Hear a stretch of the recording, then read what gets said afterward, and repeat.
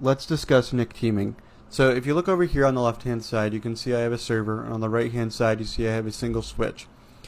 And here I have two connections from the server to the switch, and then this circle here just represents that they're in a lag or an LACP or a port group, or whatever you want to call it from your understanding. And there are three different types of NIC teaming options. There is switch independent, which means theoretically you don't really got to do anything on the switch. The server handles all of that. Static, that is something that you would want to set both on your server and on your switch side. And then LACP, which uses link aggregation control protocol, which helps kind of just actually communicate back and forth between the server and the switch. This top one here that I have, this can be either static or LACP. You can also do switch independent with this sort of setup here.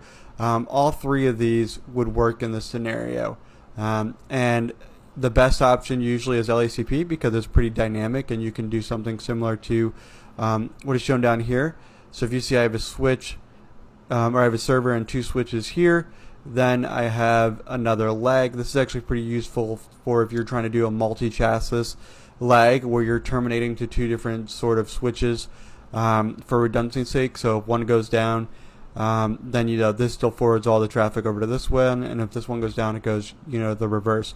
So doing NIC teaming is essentially a Windows server or server version of doing a lag, or in some older Aruba switches it was called a trunk, and then I believe it's also called something else for Cisco. It's been a little bit since I've done the Cisco side. So, but this is what NIC teaming is. If you've ever heard of NIC teaming, this is something that you can do inside of Windows, and it's another way that you can kind of ensure you have a little bit more redundancy, sometimes higher throughput. But if you have any questions, feel free to leave them down below, and I'm happy to answer.